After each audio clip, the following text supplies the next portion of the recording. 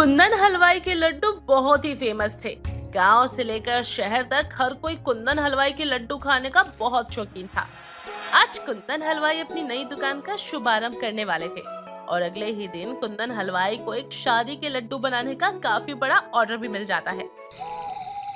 कुंदन देर रात तक अपनी दुकान में लड्डू बना रहा था और उस दौरान वो खुद से बोलता है, बस थोड़ी देर और फिर ये लड्डू का ऑर्डर भी पूरा हो जाएगा। तो शुक्र है भगवान का कि मैं लड्डू बनाने का मास्टर हूँ। अरे सारा काम समय पर पूरा कर देता हूँ, नहीं तो बड़ी दिक्कत हो जाती।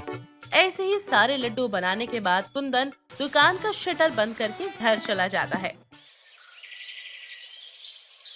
अगली सुबह कुंदन के आने से पहले ही ग्राहक लड्डू लेने के लिए खड़ा होता है और वो कुंदन को पैसे देता है और बोलता है, अरे जल्दी दुकान खोलो और मेरे ऑर्डर किए हुए लड्डू मुझे दे दो। अरे घर पे मेहमान इंतजार कर रहे हैं मिठाई का।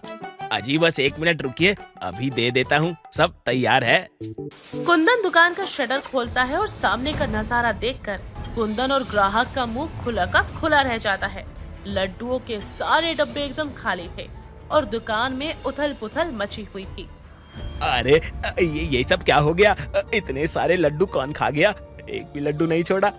अरे मुझे क्या पता कौन खा गया, अब मैं थोड़ी खाने आया था। लेकिन अब तो मेरी बेइज्जती होकर रहेगी। अब बताओ तुम, अब मैं क्या करूँगा? अरे आपको अपनी बेइज्जती की पड़ी है, यहाँ मेरा इतना नुकसान हो गया। अरे कौन राक्षस था जो सारे लड्डू खा गया? अरे छोड़ो, अब मैं किसी और हलवाई से लड्डू खरीद लूंगा।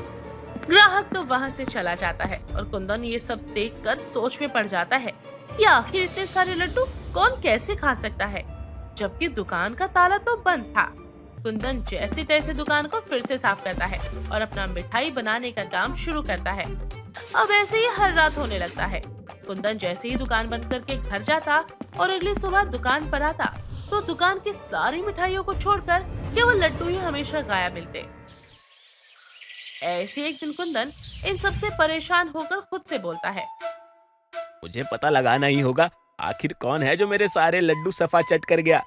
कुंदन जल्दी से फोन करके अपने मित्र राजेश को अपनी दुकान पर बुलाता है और सारी घटना बताता है। अरे भाई, तुझे आज मेरी मदद करनी है। आज मैं रात को दुकान के अंदर ही रहूंगा। तुम्हें दुकान का शटर गिराकर बाहर से ताला लगा देना है। आखिर मैं भी तो देखूं ये बंद ताले से लड्डू चुरा कौन रहा है। ठीक है भाई, जैसा आप कहो हम कर देंगे। शाम होती है। कुंदन दुकान बढ़ाकर राजेश को चाबी दे देता है। राजेश कुंदन के कहे अनुसार उसे दुकान में बंद करके अपने घर चला जाता है। काफी देर हो जाती है। दुकान की सारी लाइटें जल रही थी। कुंदन एक सटीक नजर बनाकर चारों तरफ देख रहा था। तभी धीरे धीरे लड्डू गायब होते नजर आते हैं, लेकिन उन लड्डुओं को खाते हुए कोई नजर नहीं आता। अरे अरे अरे, ये क्या हो रहा है? ये सारे लड्डू हवा में कैसे गायब हो रहे हैं? कौन खा रहा है ये लड्डू? मैं खा रहा हूँ। अबे कौन बोला? अब कौन है यहाँ पर? मैं खा रहा हूँ। खाने दो, सारे लड्डू बहुत स्वाद है। अरे अरे बाबा, तुम मुझे नजर क्यों नहीं आ रहे?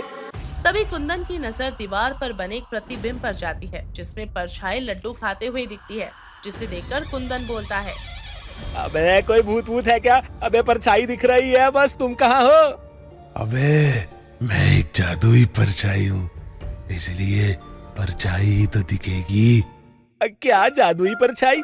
लेकिन मेरे लड्डू के पीछे क्यों पड़े हो भाई? मेरा नुकसान क्यों कर रहे हो? मैं नुकसान नहीं कर रहा, तुम्हारे लड्डू मुझे बहुत पसंद है, इसलिए जब भी तुम दुकान बंद करके जाते हो मैं सारे लड्डू खा लेता हूँ। बहुत मजा आ रहा है। अरे ये भी कोई बात हुई? एक तो नुकसान कर रहे हो, ऊपर से बिना बताए दुकान में घुस रहे हो। 1 मिनट, लेकिन बाहर तो ताला लगा है, तुम अंदर कैसे आए? अबे कुंदन हलवाई, बैल बुद्धि है क्या? मैं जादुई परछाई हूँ, जादुई, कहीं भी जा सकता हूँ। मुझे कोई ताला चाबी अबे कोई नहीं रोक सकता।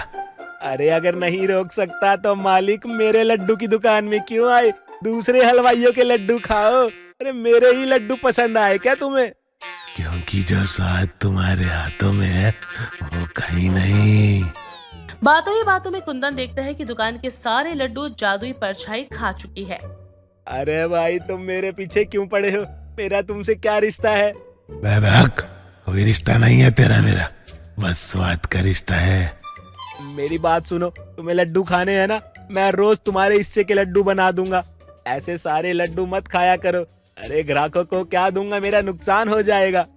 वादा करते हो तुम? तो ठीक है, कल से तुम्हारा नुकसान नहीं होगा। इतना कहकर जादुई परछाई वहाँ से गायब हो जाती है। सुबह राजेश दुकान का शटर खोल देता है और कुंदन को बाहर मिलता है। कुंदन को लगता है कि कोई उसकी बात पर यकीन नहीं करेगा, इसलिए वो राजेश को कुछ नहीं बताता और वापस से काम में लग जाता है। अब हर शाम दुकान बंद करने के बाद पहले जादुई परछाई के नाम के लड्डू निकालकर वो अलग कर दिया करता और लड्डुओं का नुकसान होना ऐसे बंद हो जाता। ऐसे एक दिन जब कुंदन काम कर रहा होता है तब उसके कानों में एक आवाज आती है। कुंदन, मैं तुम्हारी मदद करूं? कौन बोल रहा है? कौन है यहाँ पर? अरे मैं जादुई परछाई। अरे तुम तो रात में आते हो ना, अब दिन में भी आओगे क्या? अबे मैं हर वक्त तुम्हारी दुकान पर रहता हूँ, नजर रखता हूँ, कोई तुम्हारे साथ हेरा फेरी ना कर दे। वाह भैया, लड्डुओं के बदले फ्री की चौकीदारी दे रहे हो। अरे यार, तुम भी बड़े मजाकिया हो। अरे भला तुम मेरी क्या मदद करोगे? अरे मैं सब कर सकता हूँ, बताओ क्या करना है? बेसन तैयार कर दूं लड्डुओं के लिए? कहो तो चीनी घोल दूं, समोसे बना लूं? बताओ क्या करना है, सब कर दूंगा। क्या तुम सच में ये सब कर सकते हो? अबे हल्के में ले रहा है क्या? जादुई परछाई नाम है मेरा, आंडू पांडू नहीं हूँ। अच्छा तो ठीक है, एक काम करो, समोसे बना दो। कुंदन की बात सुनकर जादुई परछाई जाती है और समोसे बना देती है। कुछ ही मिनट में सारे समोसे बनकर तैयार हो जाते हैं। कुंदन ये देखकर हैरान रह जाता है। तभी जादुई परछाई उड़ती हुई उसके पास आती है और उससे कहती है, देख बना दिए ना समोसे। अरे अरे मान गए भाई, तुम तो बड़े काम की चीज हो। चल चल, बहुत हो गया, अब लड्डू ला, लड्डू खिला मुझे। अरे लो लो, लड्डू खा लो। ऐसे ही दोनों के बीच काफी गहरी दोस्ती हो जाती है। सारा दिन जादुई परछाई ग्राहकों के बीच उड़ती फिरती, कुंदन के साथ काम करवाती और खूब ध्यान रखती। एक रोज कुंदन देर रात दुकान पर काम कर रहा था, तभी जादुई परछाई उससे बोलती है, अरे कुंदन यार, तुम बहुत मेहनती हो वैसे। अरे वो तो मैं हूँ, तभी तो लड्डू और मिठाई इतनी फेमस है मेरी। हाँ ये बात तो है। वैसे एक बात बताओ, तुमने सारे हलवाइयों की मिठाई छोड़कर मेरे ही दुकान के लड्डू क्यों चुने? अरे इसके पीछे तो एक बहुत लंबी कहानी है। अरे उस लंबी कहानी को छोटा करो और मुझे बता दो। अबे दरअसल मेरा नाम भीम है और तुम्हारी दुकान के ठीक नीचे मेरी लाश दफन है। क्या कहा? लाश दफन है? हे भगवान। अबे आगे तो सुन ले। भीम एक बहुत ही खुश किस्म का इंसान था। उसे खाने पीने का बहुत शौक था। भगवान की दया से उसके पास धन की भी कमी नहीं थी, पर उसकी पत्नी बहुत ही चालाक और धोखेबाज औरत थी। एक रोज उसने भीम को खाने में जहर मिलाकर दे दिया और मौत की नींद सुला दिया। जिसके बाद अपने पति की सारी संपत्ति को अपने नाम करवा लिया और अपने प्रेमी को बुलाकर भीम को उसी जगह पर दफना दिया जहाँ आज कुंदन हलवाई की दुकान थी। अरे भाई, तुम्हारे साथ तो बहुत बुरा हुआ। तो अब क्या तुम लड्डू खाकर अपनी पत्नी से बदला लेना चाहते हो? नहीं यार, मुझे कोई बदला नहीं लेना। मेरे जीवन का अंत ऐसे ही लिखा था। सालों बाद जब इस जगह पर आकर तुमने दुकान खोली और मिठाइयाँ बनाना शुरू करी, तो तुम्हारी लड्डुओं की खुशबू मुझे मेरी कब्र से खींचकर बाहर ले आई। और बस फिर मेरा हर रात लड्डू खाने का सिलसिला शुरू हो गया। राम राम राम राम, लड्डू में इतनी ताकत, मुझे तो मालूम ही नहीं था। अरे गड़े मुर्दे भी निकल कर बाहर आ गए हैं। निकल कर बाहर तो आ गया, लेकिन तड़प रहा हूँ, मुझे मुक्ति नहीं मिल रही। मैं तुम्हारी मुक्ति के लिए क्या कर सकता हूँ, मुझे बताओ। तुम्हें मेरी लाश को निकालकर उसका विधि विधान से अंतिम संस्कार कराना होगा, तभी मेरी आत्मा को शांति मिलेगी। वरना मैं सारी जिंदगी भटकता हुआ तुम्हारे लड्डू खाता रहूंगा। यानी कि तुम अब चले जाओगे मुझे छोड़कर? हैं? प्रकृति का यही नियम है भाई, जाना तो पड़ेगा ही। तुम मेरे सच्चे मित्र हो, इतने प्यार से तुमने मुझे लड्डू खिलाए हैं, अब उतने ही प्यार से मेरी आत्मा को शांति भी दिलवा दो। इतना कहकर जादुई परछाई और वो दोनों ही भावुक हो जाते हैं।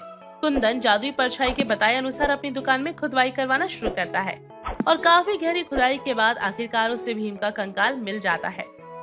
इसके बाद कुंदन पंडित जी को बुलाता है और पूरे विधि विधान के साथ भीम का अंतिम संस्कार करवा देता है और वापस से अपना लड्डू बनाने का काम शुरू कर देता है।